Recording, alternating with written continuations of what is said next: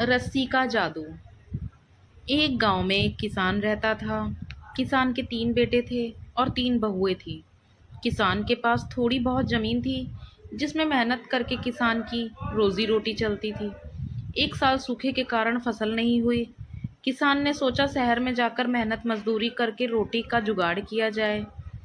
किसान अपने परिवार को साथ लेकर शहर की तरफ चल दिया। दिन में जब धूप तेज हो गई तो किसान ने सोचा कुछ देर के लिए किसी पेड़ के नीचे बैठा जाए। वह एक घनी छाया वाले बरगद के पेड़ के नीचे बैठ गया।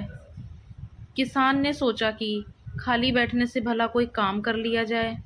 उसने अपने बेटे से कहा कि तुम जाकर जूट ले आओ। दूसरे बेटे से कहा तुम कहीं से सब्जी ले आओ। तीसरे बेटे से कहा तुम कहीं से खाने का बाकी सामान ले आओ। किसान ने अपनी बहुओं को भी काम पर लगा दिया। एक को कहा तुम पानी ले आओ, दूसरी को कहा तुम लकड़ी ले आओ, तीसरी से कहा तुम आटा गूंथ लो। सब अपने अपने काम पर लग गए। जूट आने पर किसान रस्सी बनाने में लग गया। जिस पेड़ के नीचे वे बैठे थे उस पेड़ पर एक दानव रहता था। दानव यह सब कुछ देख रहा था। उसे रस्सी के बारे में कुछ समझ नहीं आई।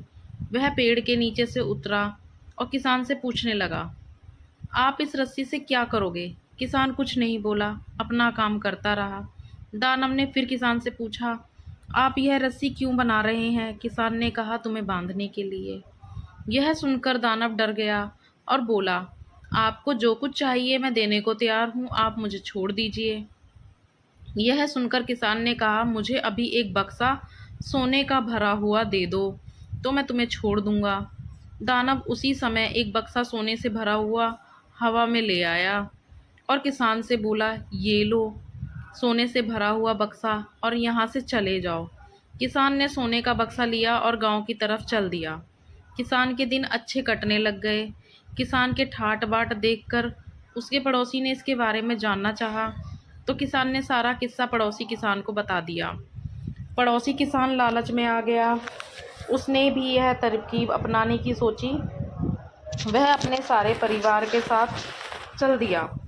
उसी पेड़ के नीचे वह भी जा बैठा जिस पेड़ में दानव रहता था। पड़ोसी किसान ने अपने बेटे से कहा कि तुम कहीं से जूट ले आओ। दूसरे बेटे से कहा तुम कहीं से सब्जी ले आओ। तीसरे बेटे से कहा तुम खाने का बाकी सामान ले आओ। फिर उसने अपनी बहुओं से भी कहा, तुम पानी ले आओ, तुम लकड़ी ले आओ और तुम आटा गूंथ लो। पर किसी ने भी अपने पड़ोसी किसान की नहीं सुनी। सब अपने में ही मस्त थे। आखिर में किसान खुद ही सारा काम करके रस्सी बनाने में लग गया। दानव यह सब कुछ देख रहा था। कुछ देर में दानव किसान के पास आया और बोला, तुम यह रस्सी किस लिए बना रहे हो? किसान ने सोचा दानव डर जाएगा। किसान हंसते हुए बोला, तुम डर गए हो? यह रस्सी मैं तुम्हें बांधने के लिए ही बना रहा हूँ। इस पर दानव जोर से हंसा और बोला, तुम्हारा अपना परिवार तो तुमसे डरता नहीं, मैं तुमसे क्या डरूंगा। पहले अपने परिवार को बांध लो, फिर किसी को बांधना। यह कहकर दानव पेड़ में चला गया। लालची किसान अपना छोटा सा मुंह लेकर गांव को लौट आया। इसलिए आदमी को चाहिए कि वह पहले अपने परिवार को आज्ञाकारी बनाए, फिर दूसरे से कोई उम्मीद रखे। अगर आपको ये कहानी पसंद आई हो तो please like, share and subscribe करें।